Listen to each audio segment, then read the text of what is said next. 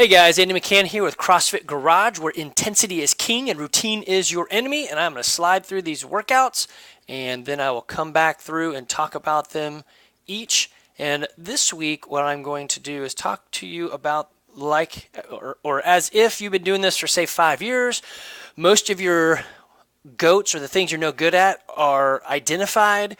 You have particular things you may or may not struggle with, but in general, you've been doing this for a long time. You can pretty much RX everything. Maybe there's a few holes, but the movements themselves aren't the problem. The actual problem is how to generate the most intensity, or the real fun bit, which is competing with that person in the gym that you have a fun competition with. So like for me, I got a lot of people that I like to compete against, and really, I guess it depends on the workout if it's even a competition. Some of them, the other guys or girls can do so well at certain things that it's not a competition. Like if there's muscle ups, then Brandon Schoper is just going to ruin me, right? Or if there's a lot of running, Joe Smith is going to crush me. So it just kind of depends on what the workout is. But then that's the fun part, is to kind of figure out not only how do I go intense, but how do I maneuver myself so that I look at my weaknesses and capitalize on my strengths while reducing those weaknesses so that I can get the most intense workout for me. So I will maybe I'll change it up each time, but I'm going to go through it in that aspect. So first is snatches into Randy. So this is actually a great combo that, again, you can follow all this on on comptrain.co class train or class programs. And you can get insight and read in there too, and I'll probably pop back and forth. But so the first thing you're going to do is build to a heavy single. There's a couple of reasons for this. One is we got to warm you up for the snatch because, Randy is an awesome workout. It is a named workout, which that is in CrossFit they came up with several workouts that they call named, and it's got a specific or it's got a history to it. Either it's a hero or a hurricane or whatever, but it's been in the CrossFit world for a while. And those workouts will come up and repeat themselves. So typically they've got a nastiness all onto their own. So you hear like Fran or Randy or whatever, and you're like, oh yeah, I know that. But it's a great way to talk to other CrossFitters at other gyms and have stories to relate, right? But it's also a great way to look at fitness and say, okay, I did this workout, which is this, like running a 5K or a marathon. This was my times or these are my weights. So you're going to start off with a power snatch and build to a heavy single. Your coach is going to work with you on drills to get you there, and then you're going to spend a lot of time doing this. Then you're going to move into Randy. And so I look at this and say, okay, 175-pound power snatch. I'm sorry, 75-pound power snatches. That isn't too heavy to throw me off, but it is 75 of them, so I have to be smart about burnout. So I would look at a standard person may look at this and say, okay, I can do this weight, or I'm going to try to do this weight. Let's say the weight is actually not a problem, but what is a problem is your lungs.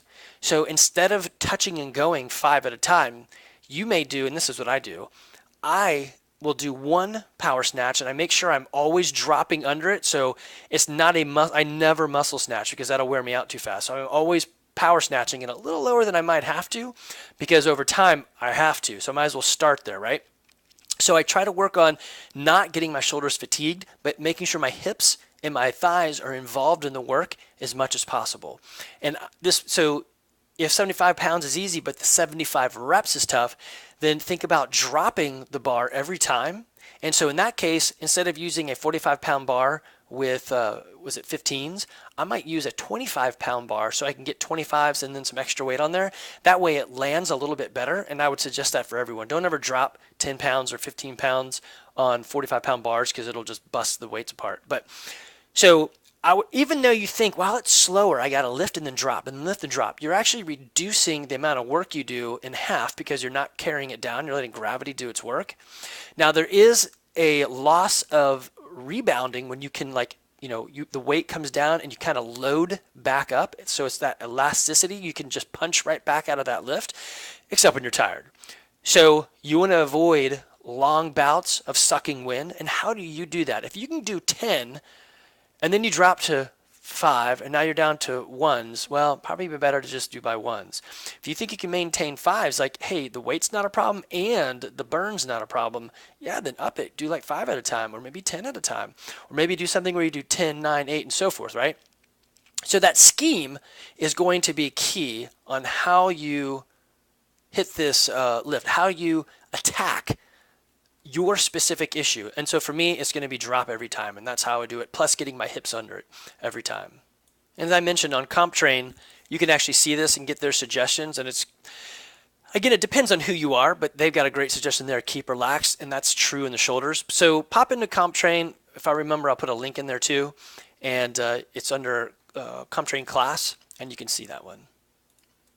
All right, so the next one, Jump City. You can read the description here, but basically you are going to do these 3 different type workouts, which are very similar except for rep scheme. You're going to do this straight through, and it says no rest, but obviously you can rest wherever you want to rest. There is an RX Plus with some weight adjustment. So what you want to look at, again, being that person who's in here, I don't have many holes, but the ones I do have, I know.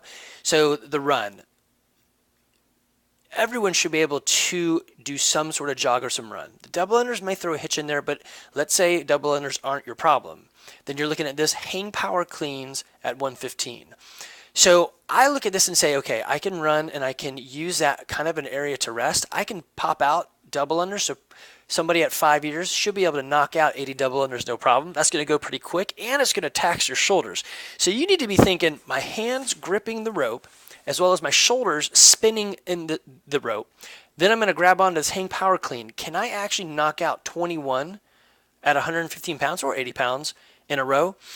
Maybe. If you do a little bit of like poor form with like a reverse curl, possibly, but it will wreck your hands, right? So your hands are going to feel this. So what I would do next on this next 400 meter run is be rubbing my knuckles, like the 2 knuckles of my index and my middle finger, into my forearms to get myself ready for these hang power cleans, and I'd be rotating my shoulders. So I would use this run, I would run or jog or whatever, but I would use it as an opportunity, since my upper body's not doing anything, to then fix what was hurting. So if you feel, yeah, my shoulders are kind of tight, then you really need to work on your shoulders first. If you feel it, man, it's all in my grip, go to your grip. If it's both, then, half it, like do 100 meters of knuckle in your forearms, 100 meters of swing in your arms, and then back, right?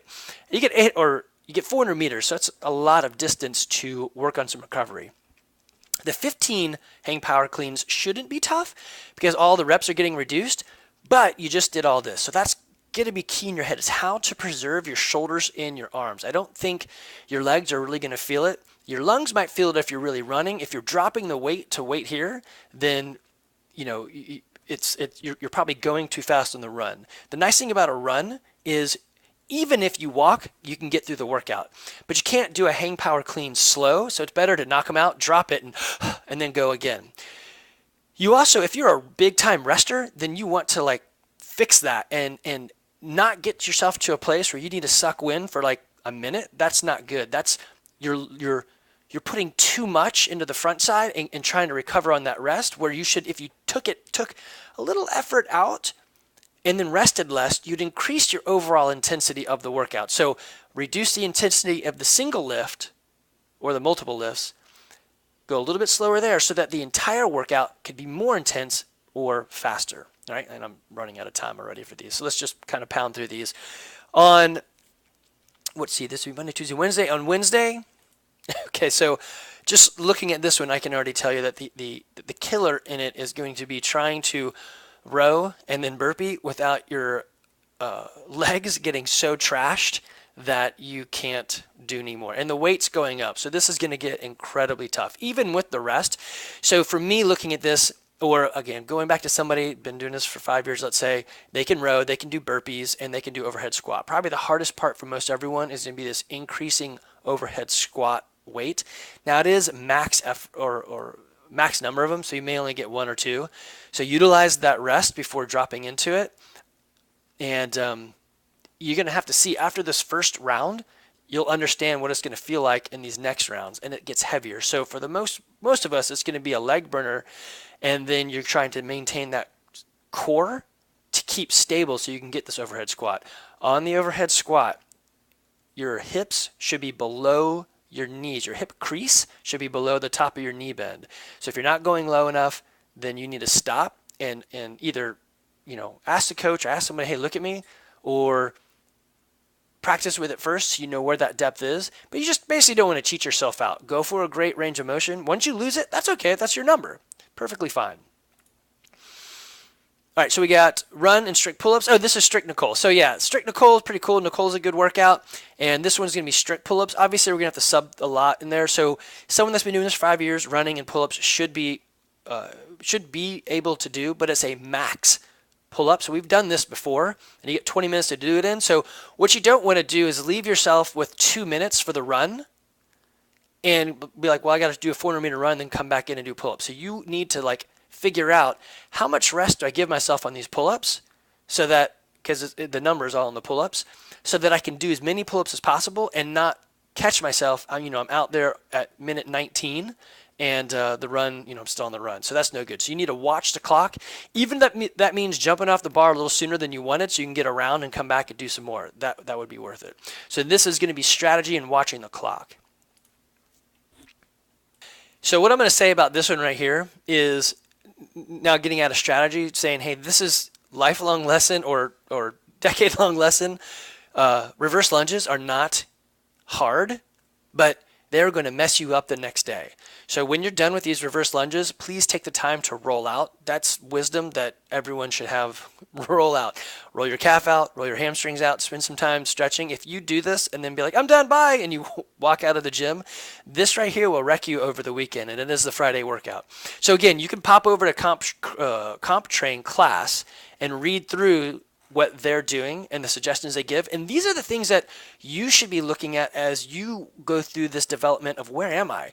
And this is great. He puts it in there, the same things we would say. If you're going to do like Randy and it's going to take you, where is that weight? If he's going to do 75 at 75 and it's going to take you 45 minutes, then we shouldn't be doing that. You need to either reduce the number of reps or reduce the weight. But this isn't something that should be taking 45 minutes. So Comp Train does a good job of saying it without it being your coach saying, hey, you should do this, and you guys feeling like, wow, they're just getting on me. We're not. This is what CrossFit is. You find your weakness, and then you work with it to build that weakness so that you take the lowest or the weakest link in your chain and make it stronger. Because if the weakest thing is stronger, your overall game is stronger. Okay, guys, I hope that was fun. And I know some of you guys will be like, I'm going to have to sub or scale or everything. That's totally fine. You guys that have been doing this for a while, it's about intensity. Now that you know how to do everything, find the way to kick everyone's butt or kick your own butt and push yourself with intensity. All right, guys, you take care.